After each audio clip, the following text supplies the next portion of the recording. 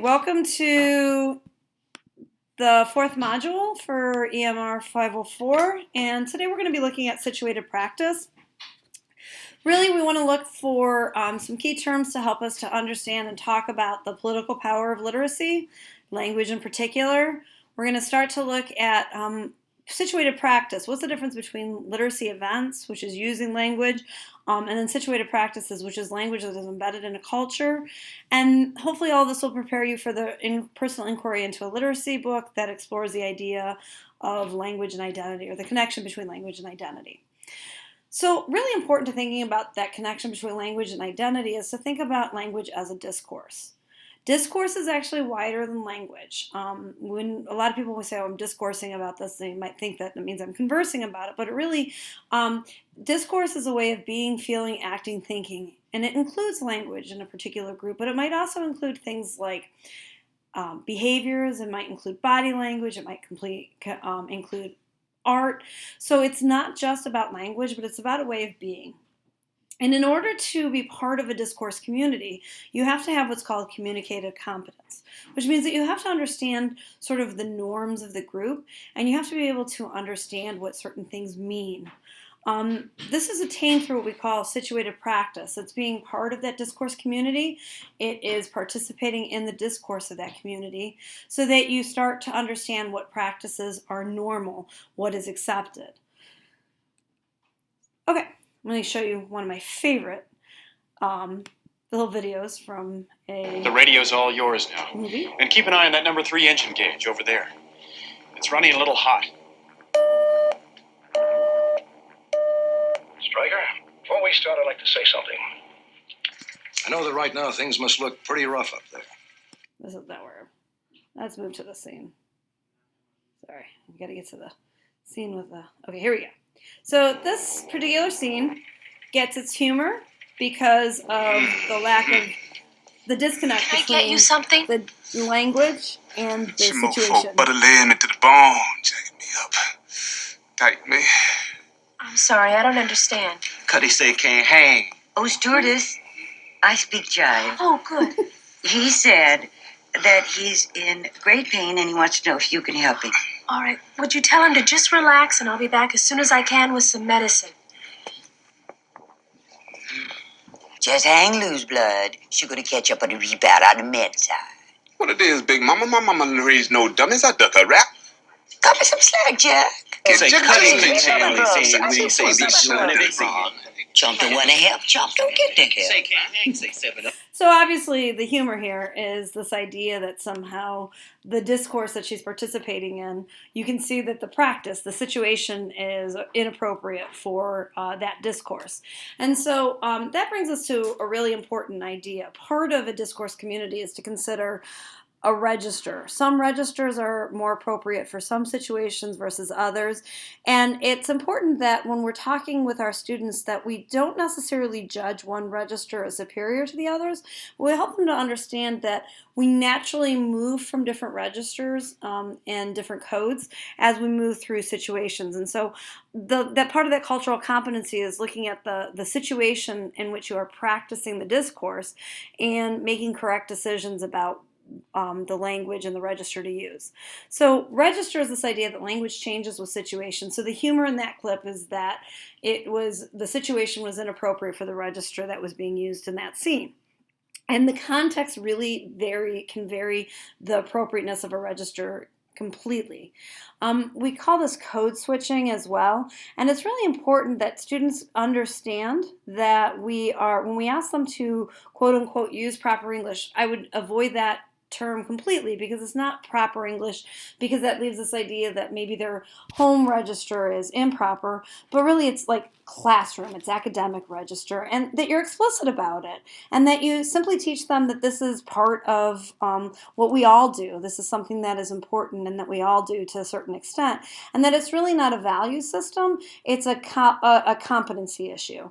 And so curriculum genre, the register of the classroom then, is just taught to them as just one other another way to communicate, not as the superior way to communicate. And that's why, as an English teacher, I hate when people say things to me like, oh, you're an English teacher, I guess I better watch my grammar when I'm speaking around you, because no, as a literacy specialist, that's the last thing I want to do. I'm simply, as a teacher, I'm trying to help students make decisions based on the context, and make those decisions that are appropriate for the context. So I have one other clip for you because I love movies. This is a movie that was out a couple of summers ago, and the whole concept of this is that this guy is a telephone salesperson, and he's a young African American man, and he doesn't become successful until he figures out how to switch codes and how to talk, quote unquote, more white. So I'll show you a little scene here. Hey, young blood, let me give you a tip. Use your white voice. Man, I ain't got no white voice. Oh, come on, you know what I mean. You have a white voice in there, you can use it. It's like when you pulled over by the police. Oh, no, I just use my regular voice when that happens. I just say, back the fuck up off the car and don't nobody get out. All right, man, I'm just trying to give you some game. You want to make some money here? Then read the script with a white voice. People say I talk with a white voice anyway, so why ain't it helping me out? Well, you don't talk white enough. I'm not talking about Will Smith's wife. I'm talking about the real deal. Like this young blood. Hey, Mr. Kramer, this is Langston from Regal View. I didn't catch you at the wrong time, did I? So what this movie is making fun of is this idea of code switching, and obviously it's also looking at certain registers, how they've developed how we have socially developed this sense of preference and power from one register over the other. But I want you to think about in the classroom how we may be inadvertently contributing to this idea, which is totally wrong, right? It's not about making a value judgment. It's very important that students understand that it is perfectly natural and okay that they speak in their home registers and within certain communities, discourse communities, in ways that are appropriate and comfortable within those communities. This allows them to see language is power, and that's something that that should be taught, that students understand that I'm teaching you this because understanding how to be culturally competent in discourse communities is powerful. It'll allow you to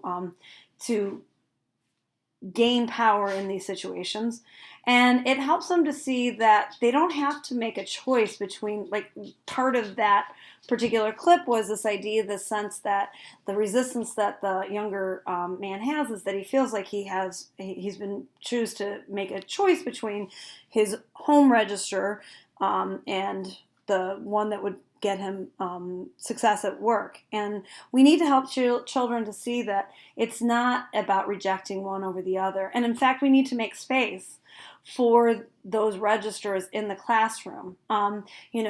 Using something like hip hop songs, or when students are sharing with each other, allowing, when they're slipping into their home registers, allowing that to go. And it isn't just about Ebonics and African American vernacular. You can also think about students that are coming from Appalachia. You can think about students that come from Hispanic homes where maybe they're doing some kind of a mix, called Spanglish, if you will, a mix between Spanish and English, but making room in the classroom, but helping them to understand, okay, it was appropriate in this casual conversation with a partner, but when you're giving this presentation, now let's put on the academic register of the classroom, and helping them to understand and explicitly see that, so that they can see that language, that it allows them certain power in the classroom. Okay. So what that helps them to understand is they need to look at the literacy event itself. And what is a literacy event? A literacy event is any event in which literacy is going to play a role. So that might be things we all, you're going to go right to, definitely to reading in the classroom, but it's also things like shopping, schooling, riding a subway. Anytime that the use of language or signs and symbols to make and create meaning, anytime that is being deployed, you have a literacy event. Those literacy events become situated practice when, in order to succeed in those events, you have to be able to understand social behavior, language, values and beliefs, culture, and things like clothing and things like that. So the difference between a literacy event and a situated practice might be, with a literacy event, I really don't have to think too much about the context. I look at the map and the subway station, and I need the skills to be able to read the map, but I don't need to think of it as a situated practice. However, when I'm giving a presentation at work, or I'm going home and I'm speaking to my grandparents versus when I'm sitting around with my friends, those are situated practices where I have to think about this in a much larger capacity, think about it in terms of discourse. So this idea of thinking about language and finding ways to value how language expresses our identity in a multitude of ways, that's really what your language and identity assignment is meant to do. And so for this assignment, I want you to look at, I have several titles here, and I'll kind of go through real quick each of the titles to give you some sense of what they are. You pick one of these titles, you're going to read it, and then you're going to do an academic book review, which I'll talk about that in a second. But for language and identity, your choices include Dana Boyd's It's Complicated, which looks at the social life of network teens, which is really an interesting book. It goes over, I think it was 2015, I think was when it was printed, and it looks at like that emergence of the social media, and it looks at how adolescence has been influenced by it, but also the ways that adolescents, some of like the ways that those situated practices really represent, or just an alternative way of doing things that teens have always done. Shirley Brythe Heath is a wonderful Ways with Words. She was really the first person to kind of bring this idea of language and power and this idea of privileging some types of discourse communities over others. She does she's an education anthropologist, and she looks, it's 1970s, and it's really interesting. She looks at the practices of the white, the upper class white community, the working class white community, and then the African American community in a small town. And what you see through her work is she's looking at the different ways that there is literacy practices, but just some practices are respected in the classroom while others aren't. Christopher Emden's book, For White Folks Who Teach in the Hood, and the rest of y'all too, it's really about pedagogy and strategies for urban education, but there's a lot that looks at how to honor and respect the home register and the home language of your students. Vivian Gusson-Paley looks at The Girl with the Brown Crayon, looks at why it's important that our students see themselves in the stories, and how they how students create a sense of their identity through storytelling. And it looks particularly at a young African American girl and how she needs to create a representation of herself because it's often missing in what she's reading in school. That was from 1997. The Skin That We Speak by Lisa Delpit is really great. If you want to like kind of think about this in broad context, definitely it looks at it in terms of African American vernacular, but it also looks at language, recent immigrants. It looks at some of the language like Appalachia poor. So it's really kind of interesting. It looks at this from a multitude of perspectives. American Girl, Social Media and the Secret Lives of Teenagers looks at the way that our discourse communities online are shaping girls' sense of identity. Schools Out is really cool. Look at how it looks at students' literacy practices, both in and out of school, and shows just the deep gap between what they do outside of school versus what is asked for them in the classroom. And then Jean Twang's iGen is an interesting look at at social media. Again, you can see a little bit of a theme here. Social media and sort of the ways that social media, the problematic ways that social media is shaping the teen experience, the adolescent experience. So these are the titles that you can pick from. You can pick any of them.